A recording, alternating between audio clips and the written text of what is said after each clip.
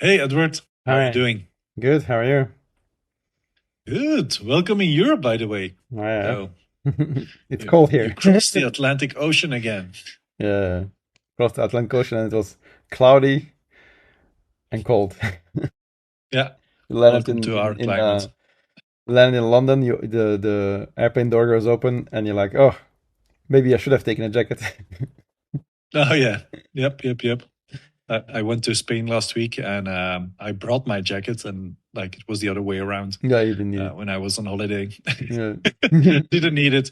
I took it on the plane inside my backpack and I never left there. So, but yeah, until I got back. So I know your pain, but yeah, it's typical European weather for now. For the last couple of months already, it's been raining all the time. But at least today, some sunshine. So a good time to talk about the DevOps tooling that we use Yeah. to jump right into it. Mm. So I think it was episode 10. We discussed how to get into DevOps, like the general uh, ideas on how to get into there, and we discussed the topics that like a job in DevOps involves and what it entails actually. So today I wanted to jump more into detail into the actual tooling that we use for that and have used as well. Like the To tooling give some, the tooling we use compared to yeah, this is the tooling you should learn, but actually this is the tooling that we used in the past and are now using a little yeah, bit because that maybe it differs also with what we said that you should focus on learning these tools. We have used other tools maybe we don't recommend learning anymore because it's legacy tooling, or we can yep. like explain a little bit. This is the reason we pick this tooling and not this other tooling. Yeah, absolutely. And some of them have become like obsolete is a big word, but yeah, in like better alternatives and like the projects that we do don't really are like ideally like you can't use them anymore for like the project that we do. But nevertheless, there's still use cases. On-prem, for example, is a very big use case. So let's dig into it. Maybe we can start with where it all began, right? Like provisioning of things. So in the past, when we had like long-lived machines, there was like a way of like doing everything by hand. And like the first things when we, at least let me speak for myself, and I got into DevOps, the first things that was happening there was like, we just need some instead of like a big Word document on like procedure and steps on how to do it, let's build it in actual code. So that we once we have a template, we can just run it on separate machines, and then we kind of have that not immutability, but at least the configuration changes are the same across the board normally. And So we would package it uh, like back in the day. We would package yeah, it like we would have an RPM package for Red Hat based systems and a Debian package for Debian based systems, and yeah, that could actually include some configuration that needed to be done to get an application running, or we would push configuration binaries and scripts packaged as a Debian or RPMs to machines to maintain them or kind of to install the tooling on. Uh, That I remember that yeah. doing that at some point. Yeah, absolutely. Um, but what I was more referring to was like tools like Ansible, Chef, Puppet, stuff like that. Yeah, Um, I think like the RPMs and Debians was like just before that, Yeah, yeah, absolutely. and like that's where actually the configuration would go before Ansible and Puppet and Chef, because then you would be like, well, it's difficult to package like your application every time you need to make a configuration change, because the configuration lives a little bit outside your application that you're running, or maybe you're running multiple applications. Um, and then indeed we kind of started with SaltStack is another one, Ansible, Chef, to kind of get your machines to a state that you trust. That was like the Yeah, first configuration as code that yeah. I think you and also me came in contact with. Yeah, absolutely. And for quite some time, like there were back then, there was a lot of like competition between the tools, like Puppet and Chef and SaltStack and Ansible. Yeah, But I remember you had the pull mechanism. Like Chef was yeah, like, the we had push. a server, and then a lot of people were like, yeah, no, this is the way to go. You need to have a server to check your compliance, and then you can kind of see when there's a configuration drift. Or you had Yeah, Ansible, and it was like push over SSH, and then people were like, yeah, but you have to type in Ansible and do the SSH connection to know whether there's a drift. But then you had Control Tower, but that was a paid version, I think, because Red Hat then bought yeah. Ansible, and you had to kind I of think pay. I can't remember that I actually used Control Tower. But the way I used Ansible was in most cases, it was kind of like it was already on the end. It was already I was already working on cloud, so it was Ansible in combination with Packer mainly to kind of make pre-baked AMIs that then like pull in configuration and then according to the environments would spin up and then run the application. So you had an artifact and immutable infrastructure, but that's a bit ahead of our schedule here. So Yeah, I think so. what was big back in the day, I remember when I was using Ansible and Chef, we were using a lot of HashiCorp tooling, Yep. Vagrant, spin up VMs. Before there was Docker. Um, then indeed he had Packer. So to create VMs, to create images, you would use Packer, which you can still use today if you need to build an AMI on or Yep. an image Absolutely. on any of the cloud providers. That's what you would still use. Yep. Then there was also other tooling in HashiCorp that was popular at the time. They also had an orchestrator. They had console. They had lots of like these small Oh, yeah. tools that you would need. Like once you were in the HashiCorp ecosystem, you would kind of try out more of that tooling.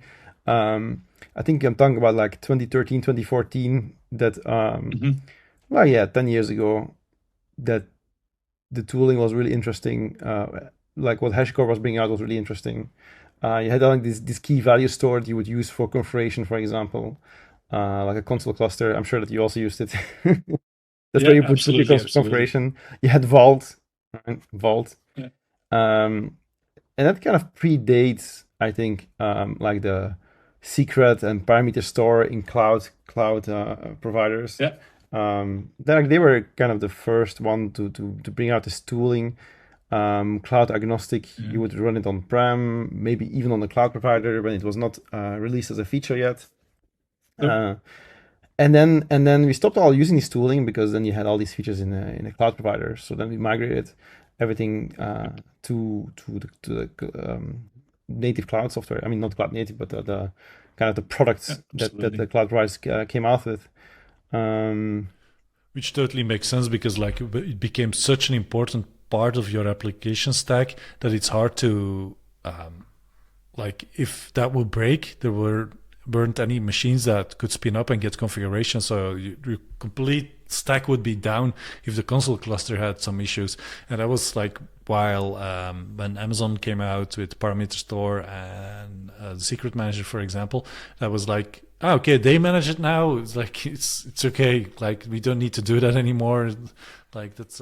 Then you also have an issue with Vault, like this Vault thing. You set it up, and you had like to enter 3 keys or something. Yeah. And then it reboots. It reboots, and then everything is down, and then you need to then find the people with the keys. Yeah. to enter the keys to get the application back running.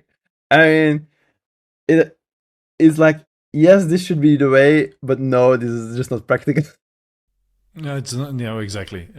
Then the implementation of AWS and other cloud providers is a bit like easier to do, and also like it's encrypted and everything. But yeah, I still remember some outages because of that, and like when you're doing releases with AMIs and the AMI is baked and it's not very fast, but then eventually the AMI starts starting and then all of a sudden like it's not running and then you have to debug something completely unrelated to the application stack, it's it's a pain in the ass. I'm happy that we got rid of that actually back then, but it was a good use case, like totally makes sense. But yeah, in the end, I'm very happy that we got rid of that. Then obviously what we also were using, and there's still a valid use case for that as well, like for the CI. Jenkins was a very big thing as well, but it was the same thing. It became so important in the stack that the Jenkins server, like nothing was able to being able to build or to release all your automations would be in there, even like whatever vacuums of the Postgres database, stuff like that, you would use it. At least I would do it. Maybe that was not a good use case, but you would use it at a cron, like like a managed cron, right? Like I have this task I have to run, just SSH into it and do it, like whatever. But it became so important, like it was not highly available setup. It was just like that's a Jenkins server. Also, it became so important, so you don't want to touch it that often. So you don't upgrade it that often. At some point, you kind of I remember like cleaning these workspaces in Jenkins, like there's too many workspaces. Oh, you're running out of disk space. You cannot. I was expanding those in those days, and then all those job histories. Oh, do we still need like the workspace from 5 years ago of an app that we don't use? And yeah, and then Bitbucket came out with Bitbucket pipelines. I think it was. I think it was before GitHub. It wasn't. Yeah, I think it was Bitbucket pipelines. That was the first one, right? The Bitbucket pipelines was the first one. Actually, no. You also had this other product, Circle CI. Is it Circle CI? Oh yeah. Yeah. So we actually already did some migrations from Jenkins to Circle CI, but Circle CI is quite expensive. And then people were often integrated with Bitbucket. I think Bitbucket was also a bit more popular in back in that day. And integration with Confluence and all that other tooling. And like, Jira. It makes sense, right? Jira, yeah. And then when Bitbucket pipelines came out, it's like, oh, this is like a no-brainer. You just commit this one file, Bitbucket pipelines.yaml or something like that. And then we kind of started moving over our Jenkins. Well, actually, there was within Jenkins there was still a kind of a migration as well, because first you would declare all your configuration within Jenkins, and then you would have the Jenkins file, and then you would write everything in the Jenkins file, so you have everything in your Git repository. Yeah. So you would go from project properties to Jenkins file, and you were like, oh, Jenkins file, now we can migrate to those Bitbucket pipelines. Well, the big downside in the beginning of the Bitbucket pipelines was just that you only had like 2 gigs of memory or something, or 4 gigs of memory, which was quickly exhausted for the bigger projects, and then like there was no option. And then one day we got an email, I remember, oh, you can just like add like one flag in the YAML file, worker 2x or something, you know.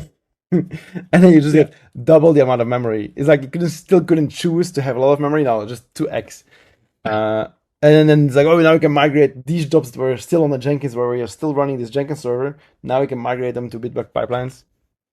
They work quite well. Yeah, but then like with a lot of products, it's like great in the beginning, but then they kind of say, oh, it has the features that we want, or we don't really have a team available to build more features, and then like it got stale very quickly, you know, like it's like you want more features, they're not there. And then GitHub Actions came out, and once GitHub Actions came out, it's like, okay. And there was actually something else. There was another product. Like GitHub was integrating with another product before GitHub Actions. I don't know the name. Travis, yeah. Travis, yeah. So I actually then GitHub with Travis was another alternative. But yeah, once GitHub Actions came out, it's like, okay, clearly so much more features than Bitbucket pipelines. And also with Bitbucket pipelines, you couldn't run your own workers. So that was also a big issue. With Circle, you could run your own workers pretty early, and that was often how we were doing it with the bigger workloads. So nowadays, I think a lot is on GitHub Actions. So Bitbucket pipelines is not used that much anymore. There's also because lacking feature parity with the bigger ones. Yeah. And then It looked GitLab. like they wrapped up. Like, Yeah. this is finished. Yeah. This is it. No, I saw there were more features coming out, but it just took a few Yeah, but years not to start. not in the velocity of like Yeah, no. GitHub, for example, or something Yeah, like but that. then It's like GitHub was then bought by Microsoft, and then they got the kind Yeah, of true. the right, not the right people, but more people on it, and now it's easier to release. Yeah, true. And then you also had GitLab, but we Yeah. were not really big users of GitLab. I think it was more like corporate software. I mean, it was Yeah, used in a lot absolutely. of corporate enterprises because Bitbucket and actually we are forgetting one. Don't you remember Bamboo? We're actually using Bamboo because Oh, Bamboo yeah. was like the Exactly. before Bitbucket pipelines was Bamboo, and that was Yeah, actually what you were doing. Bamboo. Yeah, Legacy, I yeah. never used. I used it, but not that On-prem, much. used Like, it on-prem at some points. yeah, true. So yeah, then so Bamboo goes to Bitbucket, then you have GitHub Actions, and then you also have GitLab. GitLab was more used on-prem, but then you had the cloud version. Like actually, it was built to be on-prem, and then they came out with the cloud version. Then people started using cloud version because it was Yeah. also a pain to kind of maintain. You needed a massive server and so on. Yeah, absolutely. So now I think today, if you had to make a decision, well, GitHub is quite a no-brainer, but you also have GitLab now that you could that has a lot of features. Bitbucket, yeah, if you're already in the Atlassian Still, ecosystem. yeah, for like depending if the features are sufficient for you, right? Like, I think the companies that are already in Bitbucket, they are using Bitbucket for Git. They're using Jira. They use Bitbucket pipelines. Companies that are in GitHub, they just use GitHub Actions. I think that's a difference. Jenkins, I think everyone wants to get rid of Jenkins. I don't think it's used that much anymore. Yeah, the thing is, like, it's Just it's still used a lot. It's still used a lot. Yeah, it's still used a lot. But But people want to get rid of it. Yeah, but it's just so easy to get it running, and then you have all your crons in one place and all that stuff. But like, when you just have to imagine that you couldn't get it up again anymore, and then everything is down, and then just thinking about that, like, such a peace of mind when it's like it's just a YAML file or whatever somewhere, and it just basically does everything automatically. It's just such a peace of mind, because it would break down like out of memory or out of workspace space, whatever, like on the most inconvenient ways or and moments. So yeah, definitely, that's a good comparison. GitLab, GitHub, Bitbuckets. Yeah, I would definitely go for those right now. And then afterwards, we kind of went to more the container route, I think, already. That was also cool. Then you could build your containers not locally anymore and push them, but also in the CI. That took some time, I remember. Yeah, exactly. But yeah, because there was no Docker support in the beginning of Bitbucket pipelines, I think. It was just to create jars or artifacts or whatever, and that was basically it. And then you have to build it yourself and then push it. And that was the benefit of using Jenkins still, because you could do, like, on the Jenkins server, build the asset, next step, build a Docker container from that. Yeah, so that was a good times, but... Also use Artifactory to store your artifacts.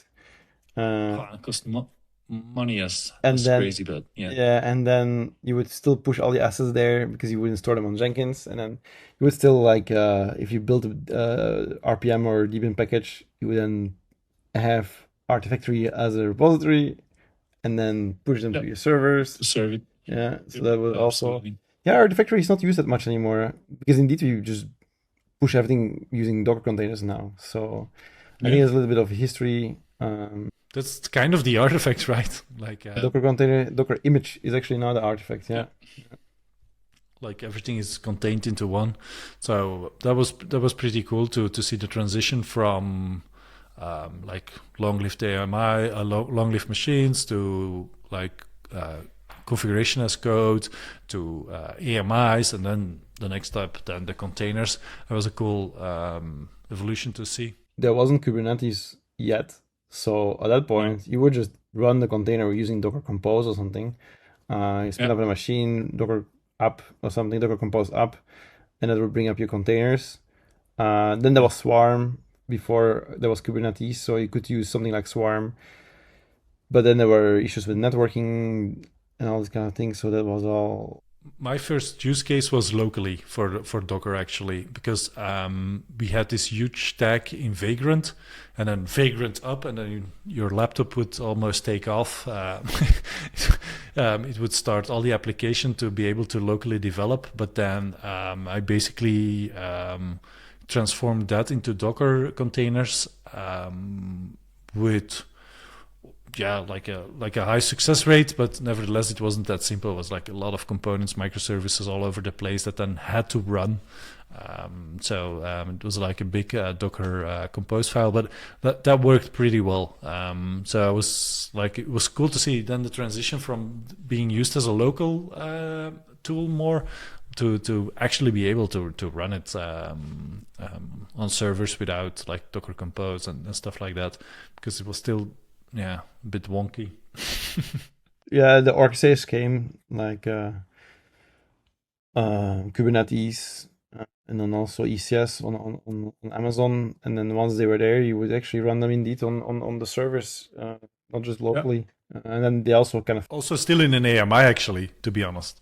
Yeah, because the networking was not fixed in the beginning, right? I remember. Like, okay, you need to do you need to run a container on a specific port that is not being used by another container.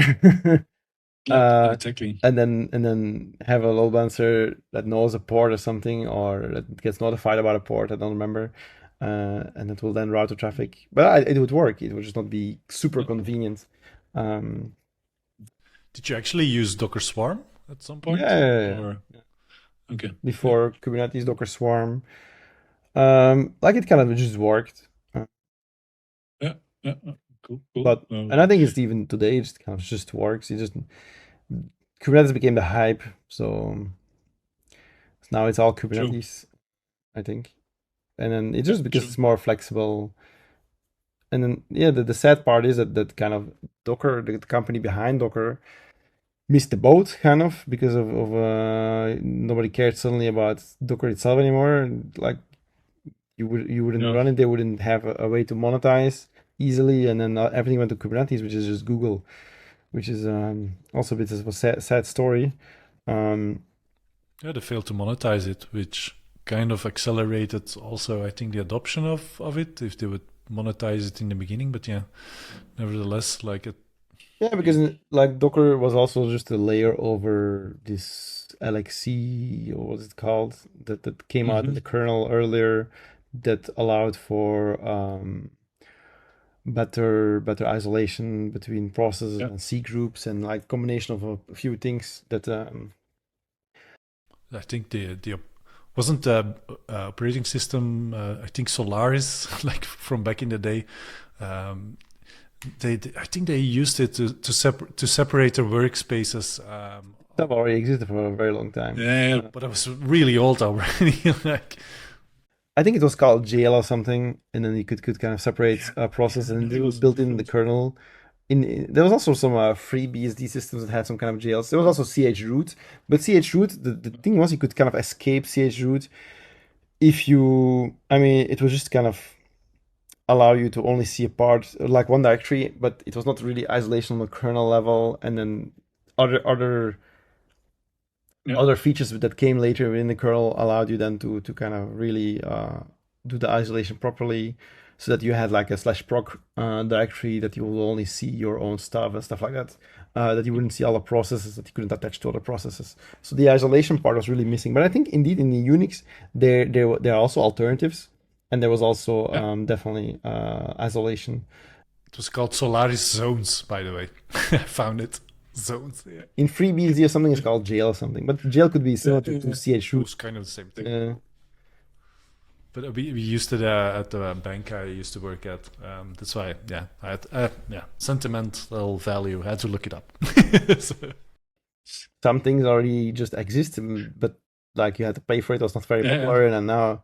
Once you had it in the Linux kernel, it's a little bit like WireGuard. Once it came in the Linux kernel, I see like now everyone can have a VPN on their home appliance that runs a recent Linux kernel. Yeah. Yeah, exactly. And super lightweight. And that was not possible in the past, because these things, they are like completely like embedded systems. There's no tooling on there. But yeah, like if it has a Linux kernel, it can still run something like WireGuard on it because it's baked in the Linux kernel. So that's quite interesting. Yeah, and it's not that memory intensive like OpenVPN or other VPN providers. So yeah, it definitely makes sense to be able to use that on such a small machine. Yeah, we kind of missed it as well. But when we were setting up all these things, we also needed a VPN. So we would use like something like OpenVPN. And also, we would also have to do the user management in Jenkins and in other toolings. And then we would also use something like OneLogin that we even use today. So I think from tooling, like from companies that we are still using today, OneLogin is actually a big one, I think. Like OneLogin is something that we used 10, 12, 13 years ago and still today. It was just feature rich for the price point. Yes, I mean, It still is actually. Yeah. Like Okta is quite expensive. I mean, I didn't check recently, but when we were comparing, it was quite expensive for what we needed it. And OneLogin was really nice for smaller companies. Or something like that. Triple, yeah. OneLogin is really nice for small companies. So we would use something like OneLogin, SAML, and then kind of connect everything with OneLogin using SAML. And that's something we still do today. So I find it actually interesting to mention as well that for identity provider, I mean, OneLogin and alternatives, this is still something that you need. This never goes away. I think you always have employees, users that you somehow need to manage, and then you want that if you offboard an employee that he doesn't have access anymore to any of your systems. So yep. And like the beginning, you don't need it until you have to do it a couple of times, and then this is such a hassle, and you forget stuff, and you come across users when you log into the user page, and you're like, this person is already left for quite some time. That issue in a previous company that access points to everything was like so dispersed everywhere that it didn't make much sense. And it was like looking around those tools that you didn't even know that existed. So it's definitely something to look at as well. Like and especially at that price point, it's just easy that everything integrates with one thing, just easy peasy, and then you can go from there and integrate it further with all your cloud providers, VPN software, all that stuff. Totally makes sense. The containers, obviously, then we started using I was already using cloud, so AWS, Azure, GCP. Infrastructure, what was it called? Just, compute as a service kind of. I still remember those stickers on the back of people's computer, like cloud is just somebody else's computer. You remember those? That was how it was in the beginning. Exactly. But then it's no longer the case for quite some time already, right? So I think we went kind of from, okay, you need to commit for a year or 2 years or 3 years to actually buy a server, rent a server, to, okay, you only have to commit to a minute. And that was when cloud was invented. Okay, you don't need to do the CAPEX and all this kind of stuff. But then they started building on that you actually also have other products. Like absolutely 1,000 products today or thousands of products today. But back in the day, it was just like compute. So you would just run this EC2 instance in a shared network. There wouldn't even be a network. Like VPC didn't exist in the beginning. You would just like get an internal IP address, and if you then opened if you start a server on that private IP address, then within the AWS network, another EC2 could then reach your server. So if you didn't properly password protect it, then within the internal network, people could still kind of log into your services. So, yeah, that was interesting. EC2 Classic. EC2 Classic. Yeah. Luckily, they discontinued that. And then I think you just used the wizard in the beginning to launch an instance, then the API, Python, just with the Bolto 3 or something. And then indeed they had Packer, was written in Ruby, I guess. A lot of things were written in Ruby from HashiCorp. Yeah, absolutely. Yeah. And then only then there was Terraform, right? Which is also from HashiCorp. right? So there's actually a lot of tooling from HashiCorp. Yeah, the infrastructure as code, that was an interesting one as well. Yeah. To get started with that, like you said, you go through the wizard every time, and then I forgot, wrong region, wrong subnet, wrong whatever. Now you can change like the IAM role and these kind of things, but back in the day you couldn't. So you had to relaunch the instance every time you made a mistake. Like now you can change things. You can stop the instance and make a change, or you can just change it while the instance is running. But back in the day, it was not possible. So every time you want to make a change, you had to terminate the instance or something like that. Yeah. Luckily, that's no longer the case. But the first provisioning was happening with tooling like Ansible. I remember it was only then later when we switched to Terraform, and Terraform is so popular. People are using it still today like crazy. It's easy to get started with it as well. Like you have a good training about it, but also it's easy to find code snippets and stuff like that to get you started, to get you off the ground running. So you don't and it's also self-explanatory. Like unless you start doing weird functions sometimes, but nevertheless, it's still a very good tool. Yeah, and I think at that point, so then we started using Terraform.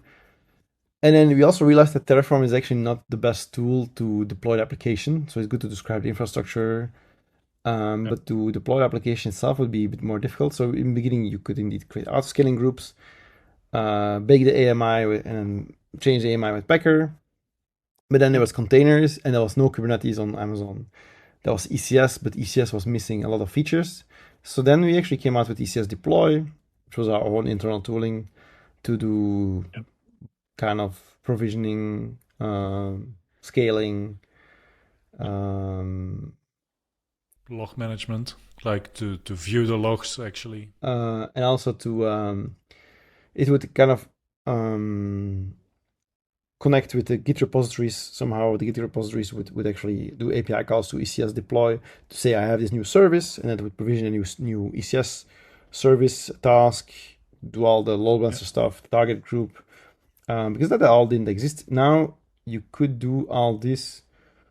Well, you actually use this app run, or what's it called, AWS App Runner, or you have like these pipelines, code pipeline, code build, code deploy, ECS code deploy. But in the beginning, it was not there. I mean, nope. You had to do it yourself. Then a lot of stuff was not there yet. So then, I mean, ECS deploy, it's not really necessary anymore today, I would say. You could do the same with code deploy in a GitHub action. And with Terraform, yeah, a lot of people use similar things now with Terraform modules to build the architecture that you need, and then just kind of push your application code using GitHub actions, and then code deploy. Like there's code deploy GitHub action even, I think, that you could use. Mm-hmm. Yeah, to take it over. No, true. Absolutely. And then you can also check out our I think isn't ECS Deploy, is that publicly available on yeah. So github.com/infrit, that's where you find all our tooling. ECS Deploy.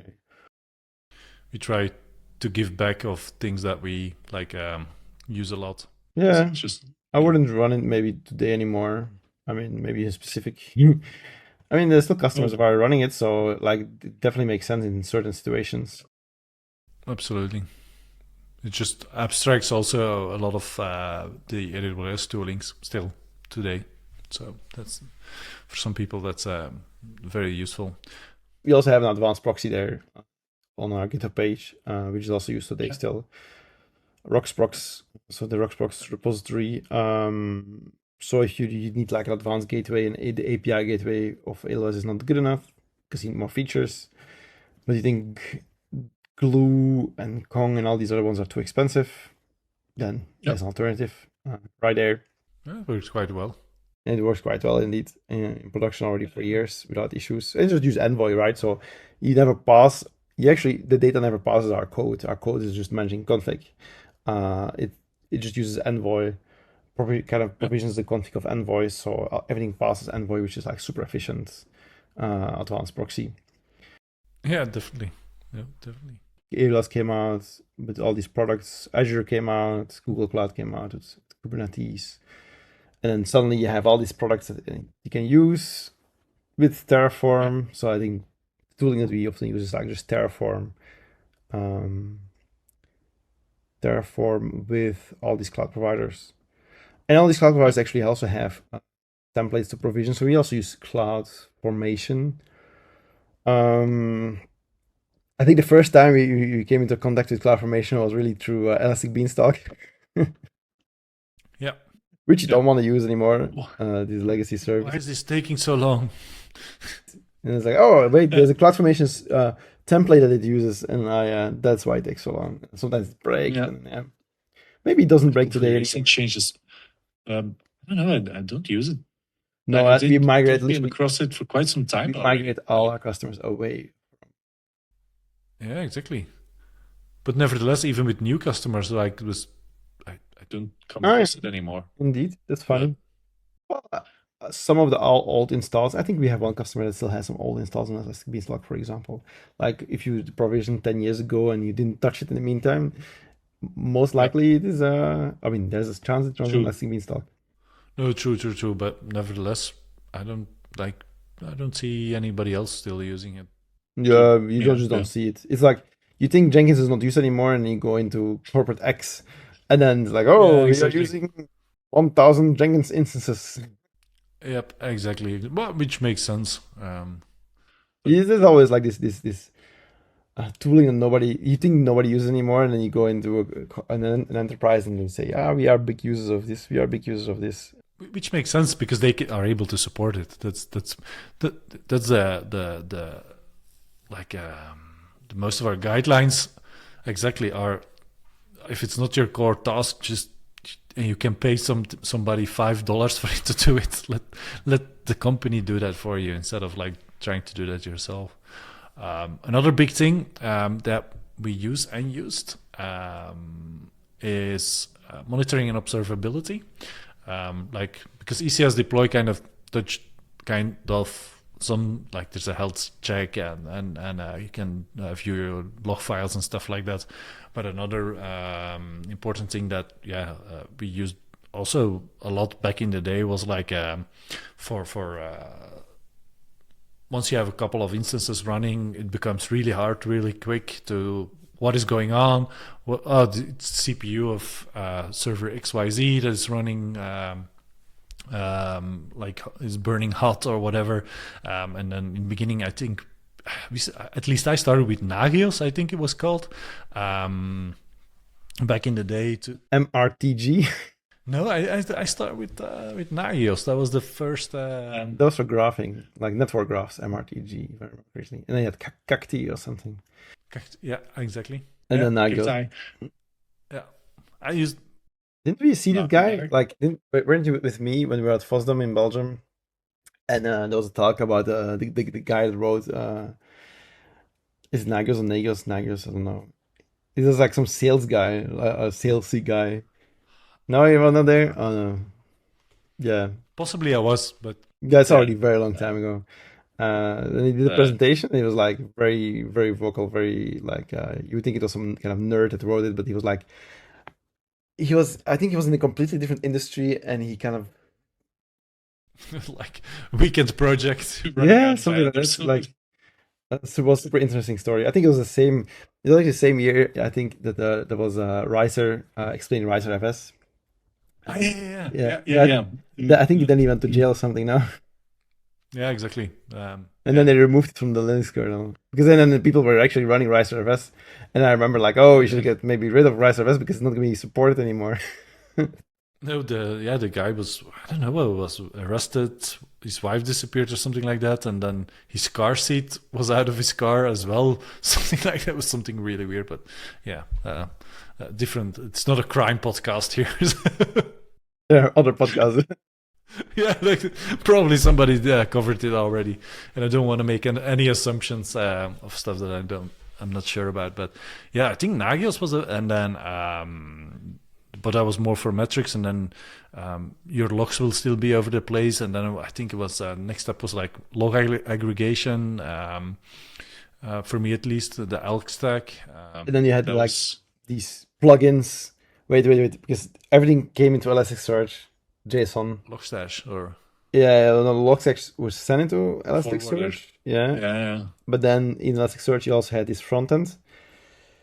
Yeah, I forgot the name of Kibana. Kibana. Yes, Kibana. But then if you want to See. nicely see the logs, then you need like some kind of log plugin in Kibana. Yeah. And then like there are a lot of steps involved to actually get a nice log. And then one system would log in just a different way, and it would kind of screw up everything. Everything would be screwed. Yeah. And then you had to clear the indices in Elasticsearch, and then you had to put cron tabs because otherwise they would go on forever. And the machine would grow.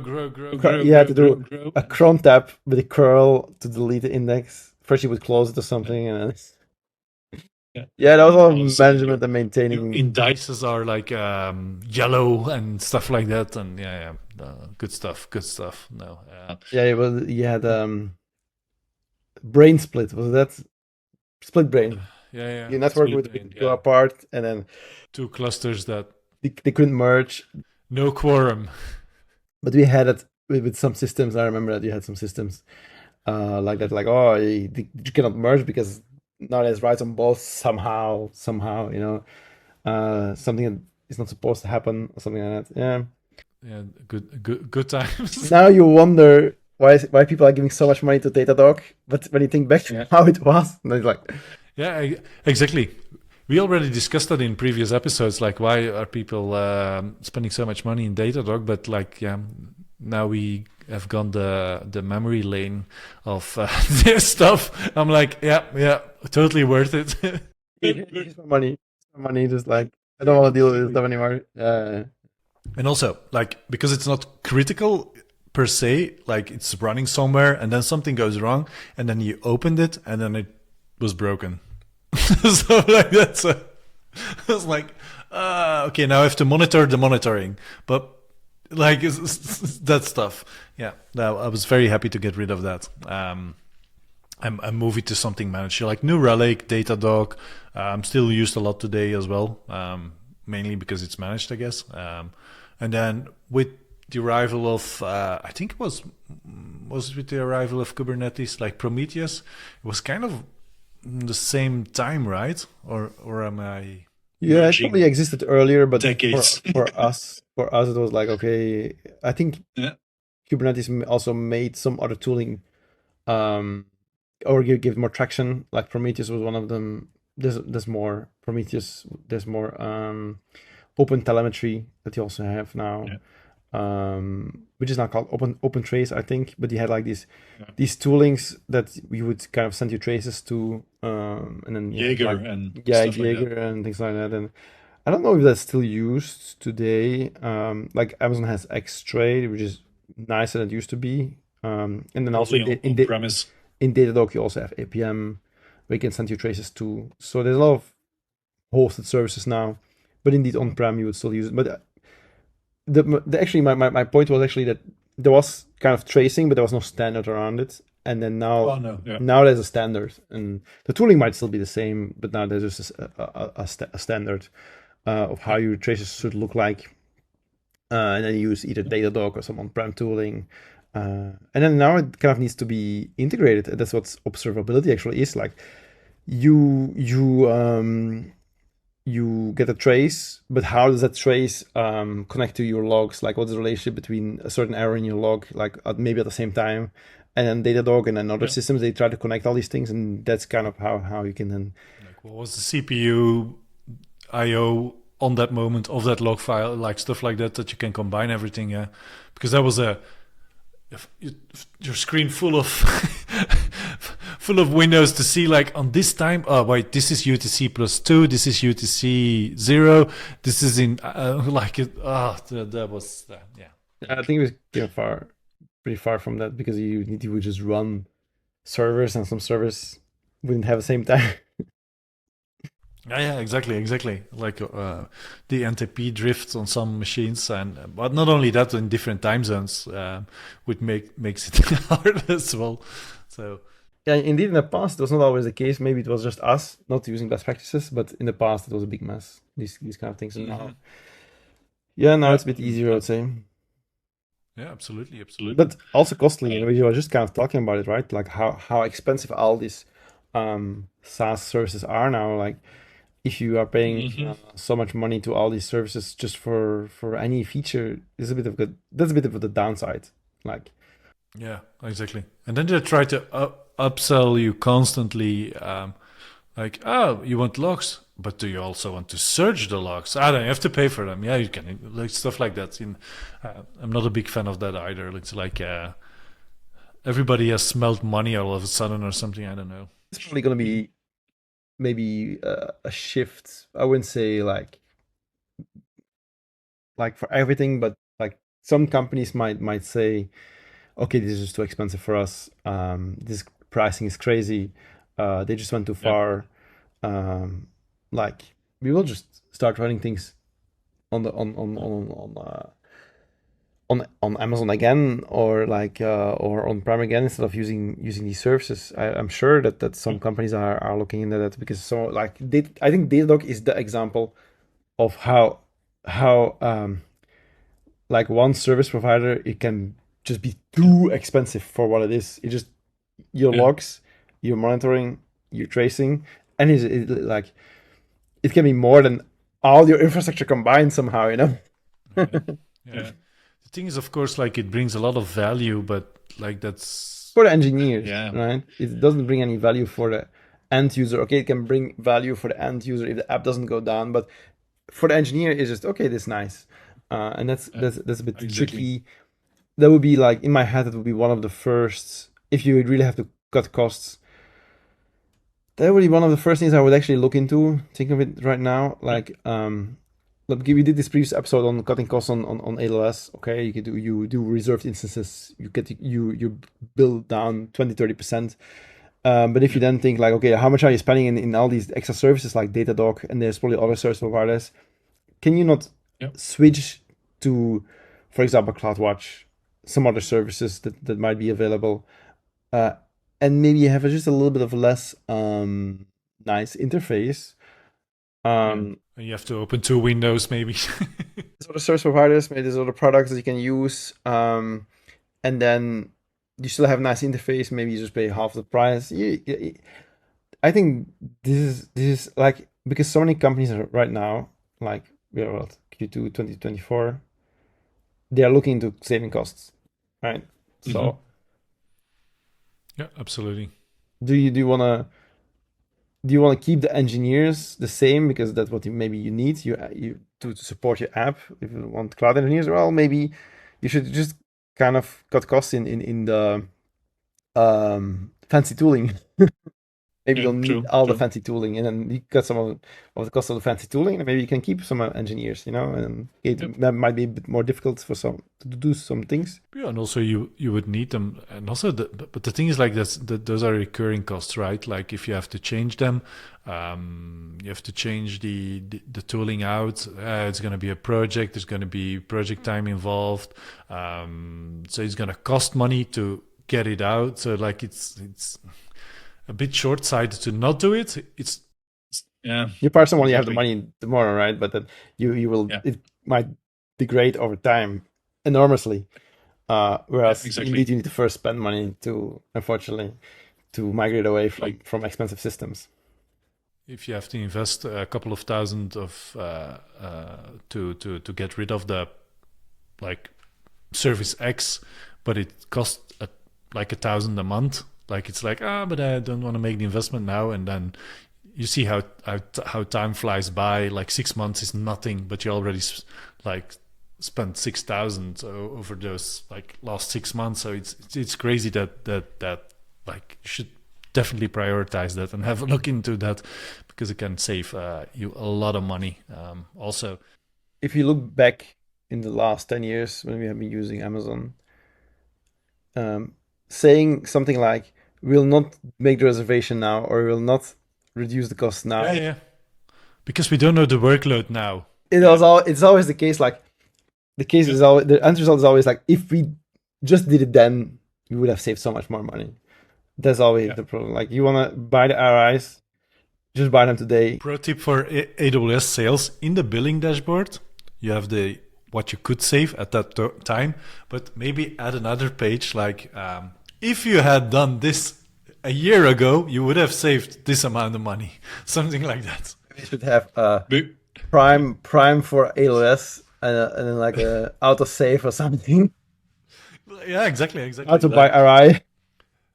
But what I did understand, like with reserved instances, when it was on like when you do it on a specific type and you're gonna migrate away from them or something like that, but you have a savings plan for that now in AWS at least. So there's just no excuse anymore. You just reserve the baseline. The excuse is indeed we don't know whether we're gonna keep those instance types, but you end up keeping them for a year anyways. Like in 90% of the cases, 80 or 90% of the cases, you actually keep them, and then it's like, oh, we're gonna migrate to ARM64. It will take a year anyway, so.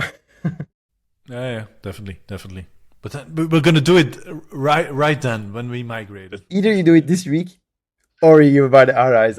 It should be something like that. You do it this week, or you buy the RIs, because you know that 1 month becomes 2 months, and suddenly it's a year. Yeah, exactly. And also it's not that crazy of a priority in most cases as well. But a year just goes by very quickly. I mean, if you're a startup and you don't know whether you survive, okay, it makes sense, right? But if you have the money and you are sure that your company's going to be around for at least another year, well, it often makes sense just to. It is 20 to 30%. Burning it. Yeah, exactly. No, awesome. Yeah, I think we have another thing. Last thing. Yeah, go. Our editors. Editors, yeah. I think I didn't start with VI or Vim, but I was like. Are you a nano person? Yeah, but I was like in the time it still was called Pico.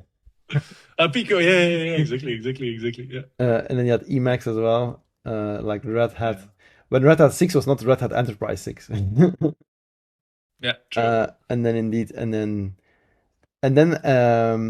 I'm thinking of what year it was.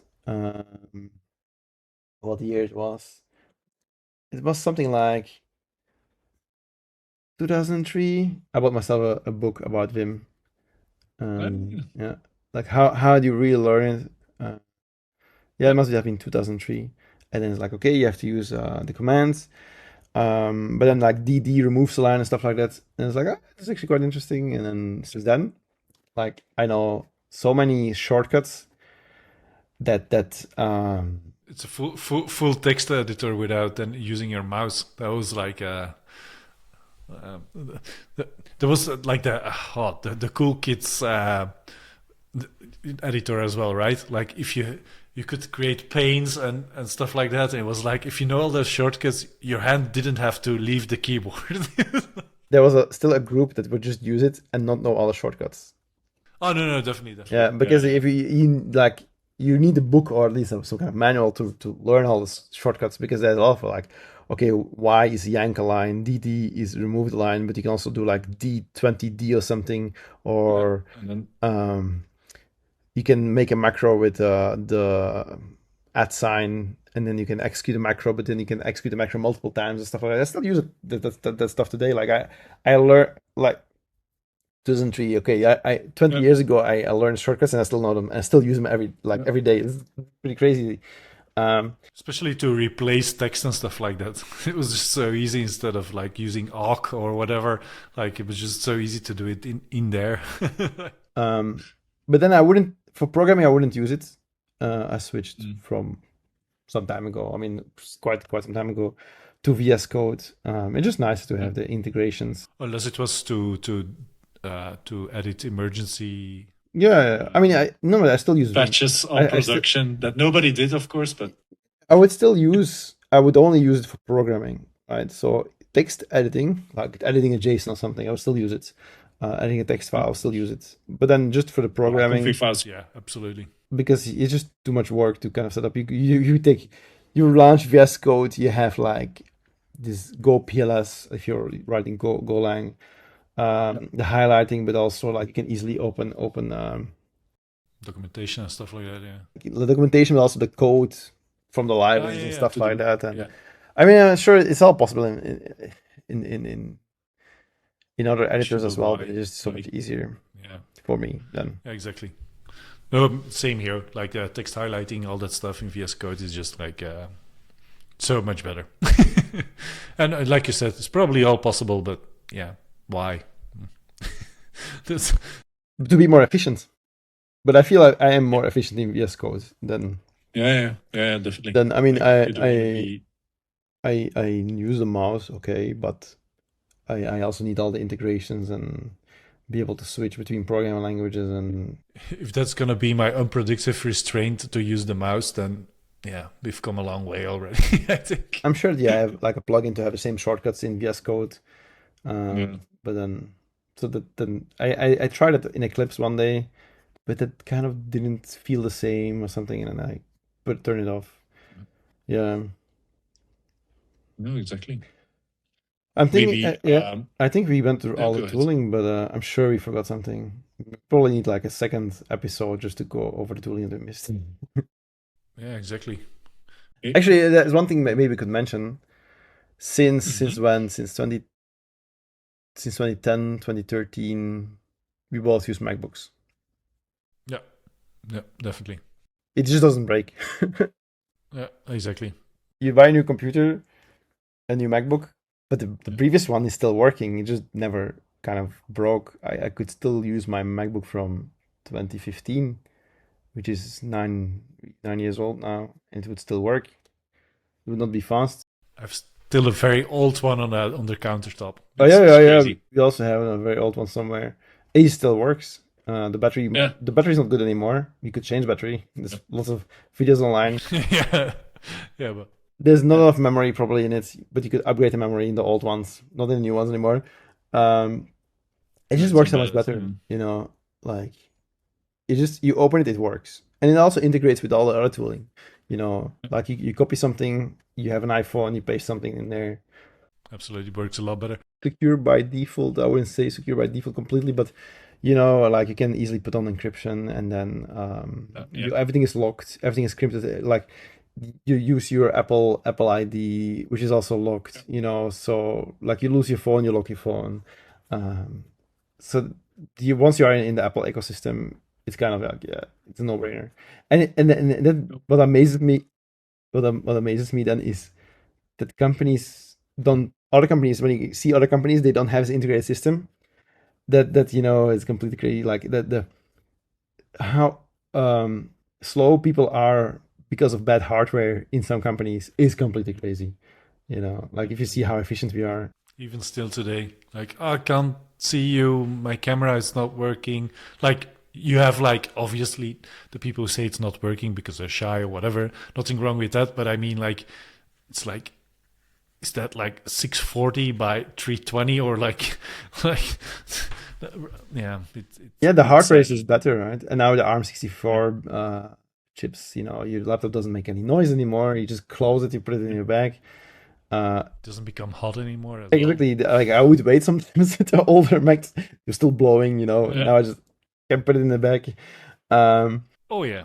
And then although that the last MacBook I have, it looks much more like my 10-year-old MacBook than all the previous ones because it's thicker again. Then the benefit is that you have again an HDMI port. But then people were like, "Oh, I don't have the escape key. You know, like now I need to buy another laptop." You know, for us it was almost never the case because I don't have the escape key. You know, too bad. Unless you're using Vim. It's still a better product. You know, I would always use an external keyboard anyways, only on the road. Yeah, true. So I thinking about it, you know, all these years that I didn't have escape key. Okay, now I have escape key. You know, okay.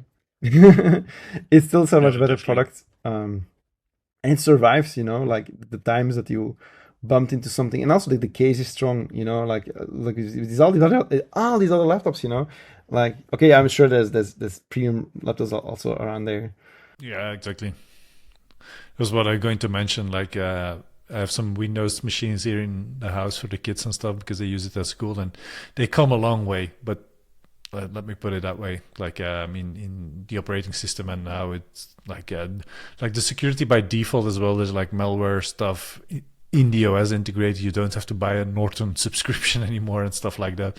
Like BitLocker to log the computer itself, the encrypted disk and stuff.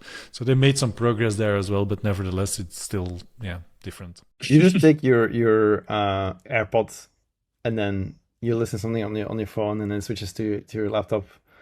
I mean, there's all these things that once if you want to be efficient, you don't want to spend half a day trying to fix something that doesn't work. That often is not when you have non-integrated products. I mean, of course, it's more expensive and all this kind of stuff. And I'm sure. And actually, now that if like the last thing I saw, if they're gonna integrate OpenAI with Apple in the operating system, I'm like, maybe not there. Elon Musk is banning every Apple device. Maybe in a couple of weeks we're like, we're switching to Linux section. Yeah, exactly. Like, nope, not gonna do that. Last thing I will say, before we had a MacBook, what did we have? I had a Linux machine. A Linux machine. Yeah. A Dell XPS or something like that, I think was called. Yeah. The company as well, lots of people were running stuff on Linux machines as well, laptop on Linux. That was the alternative to Mac 10 years, 11 years ago, something like that. I mean, of course, you could run Windows and all that kind of stuff, and then I would run Windows in VMware because I needed it. Or dual boot. But for gaming and stuff like that, it's still. In the last 10 years, if you just want to be efficient, coding, like this is kind of the way to go. Yeah, it became the go-to developer machine at some point. Probably the SF startup scene has done something to do with it, but also like all those tools get developed on the same machine as well, so kind of makes sense to stay in the same ecosystem. I think we can wrap up here unless you want to say something else. No, I'm good. Okay, then I think we're going to wrap up here. We'll definitely probably miss some tooling. Let us know if we missed something that we definitely should have discussed, and we can definitely make a part 2 of this episode as well. Thanks for tuning in. Like all the command line tools. Exactly. All the command. Yeah, true. What are you actually entering on the command line? Like CD, stuff like that. No, definitely no. I know what you mean. We'll see. Just as an anecdote, people are always like, that you can never escape a network. Like you could never escape network in enterprise and all that stuff. Or like the servers are closed, and there's always like, oh yeah, but I do this SSH tunnel from here and there, and it's... So I can get to listen to Spotify over like I can SSH out of here through the DNS port. I mean, I haven't done that in a long time, but I remember like there was always like a way to kind of get out of the network using some tooling on the command line that you had, because Yeah, the SSH tunnels was a very... SSH tunnels over port 443 and stuff like that. Like you had a server somewhere that had SSH on 443 because it would be the open port encrypted. Yeah. So you could skip hotel Wi-Fi captchas and stuff like that. When it used to cost money. But yeah. That still costs money. Hotel Wi-Fi. Yeah. Well, some hotels, I think. I'm not sure actually. Yeah. But you use now everyone uses 4G, so nobody even hotel Wi-Fi anymore. No. They have to try to make get back their investment somehow. No. All right, Edward, it's been a blast. I will see you soon. Yes. Thanks everybody for tuning in. Let us know if you missed something. Yeah, next week no episode because I have a holiday next week. Yeah. And I had one the previous week. No episode last week. Yeah. So we should have announced that. Yeah, yeah. Doesn't matter anymore, but nevertheless. All right. See ya. Bye-bye. Bye.